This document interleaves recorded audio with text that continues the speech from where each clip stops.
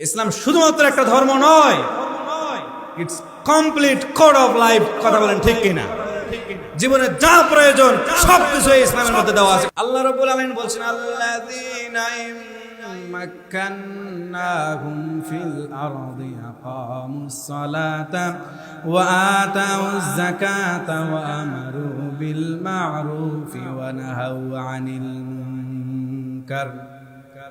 আল্লাহর জমিনে যখন আল্লাহর দ্বীন বাস্তবায়ন হবে, আল্লাহর দ্বীন যখন প্রতিষ্ঠা হয়, তখন 4টা কাজ বাস্তবায়ন হয়। কথা বলেন কয়টা কাজ? 4টা কাজ। 1 নম্বরের কাজ হলো আকামুস সালাত, সালাত প্রতিষ্ঠা হবে।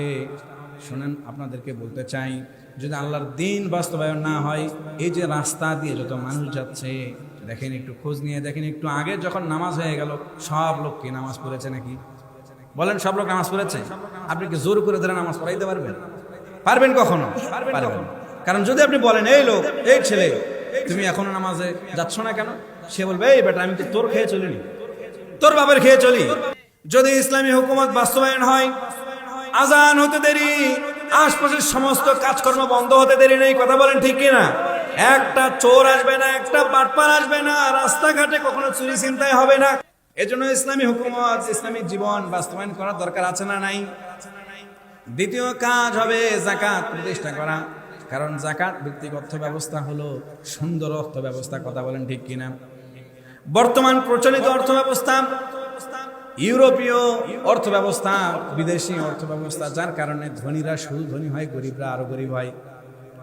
আজকে যদি একজন মানুষকে দিনের দাওয়াত দেওয়া হয়, সে বলে পেটে ভাত নাই, দিনের কথা কখন কমু, কখন প্রোগ্রামে যাব, কখন ইসলামী আন্দোলনে যাব, কখন মাহফিল শুনতে যাব, বাড়িতে খাবার নাই, নিজে চলতে পারি না।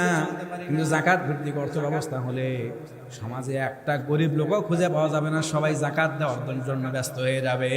ঠিক কিনা বলে? এজন্য ইসলামী আন্দোলন, ইসলামী হুকুমত বাস্তবায়ন হওয়া দরকার আছে না নাই? ইসলামী হুকুমত বাস্তবায়ন হলে কেবল পূর্ণাঙ্গ জীবন বিধানটা ইসলামী বিধান পরিণত হবে, এছাড়া কখনোই সম্ভব। আপনি দেখেন, বাংলাদেশ বা এই বর্তমান প্রেক্ষাপটে যে ক্ষমতার যে ব্যবস্থাপনা, সেখানে কি রাজনীতি ছাড়া যাওয়ার কোনো সুযোগ আছে? যাওয়ার সুযোগ আছে? বলে, একটা বিল্ডিং এর উপরে উপরতলায় যদি আগুন লাগে, আপনাকে উপরে উঠতে হবে না পানি দেওয়ার জন্য, আগুন নিভানোর জন্য?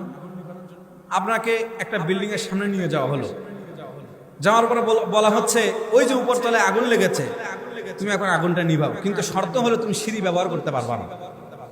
সম্ভব? সিঁড়ি ছাড়া উপরে উঠতে পারবে?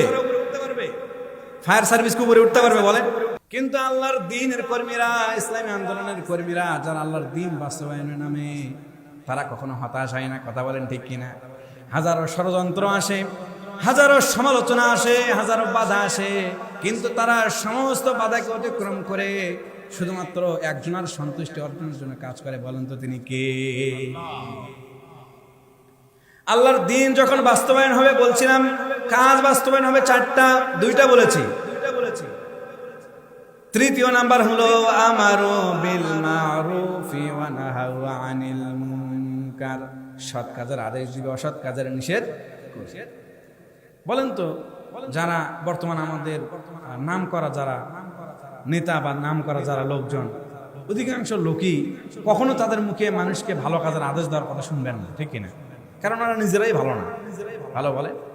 তাদের সাথে যারা চেলা চামুন্ডা চলে, তাদেরকে বলে, এ বেটা, তুই আগে স্টেপ নিবি, তারপরে দেখে নেব কি হয়। ঠিক কিনা বলে? আগে স্টেপ নিবি, তারপরে দেখে নেব কি হয়। কিন্তু দেখেন, আল্লাহর দ্বীনের কর্মীদেরকে, আল্লাহ রাসূলের যারা সাহাবী ছিল, তাদেরকে আল্লাহ রাসূল সাল্লাল্লাহু আলাইহি ওয়াসাল্লাম কতটা ভালোবাসতেন, তাদের মুখে সবসময় জবাবদিহিতার মধ্যে রাখতেন।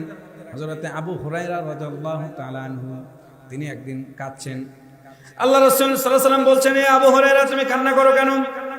আবু হুরায়রা রাদিয়াল্লাহু তাআলা আনহু তিনি বলেন, ইয়া রাসূলুল্লাহ, ইয়া হাবিবাল্লাহ, আমি ইসলাম গ্রহণ করার কারণে আমার মা আমাকে মেরেছে, আমার আত্মীয় স্বজন, পরিবার পরিজন, আমার প্রতিবেশী, তারা আমার মাকে কান পরা দিয়েছে, তার কারণে আমার মা আমাকে আঘাত করেছে, মেরেছে। আল্লাহ রাসূল সাল্লাল্লাহু আলাইহি ওয়াসাল্লাম বলছেন, আবু হুরায়রা, তুমি কি আমার কাছে তোমার মায়ের নামে নালিশ করছো নাকি? চিন্তা করছেন কত বড় কথা। নৈতিকতা শিক্ষা কাকে বলে? আমাদের প্রচলিত নেতারা হলে তারা বলতে, বেটা আগে মার, আগে ধর, তারপরে দেখে নেবো কি হয়, ঠিক কিনা বল?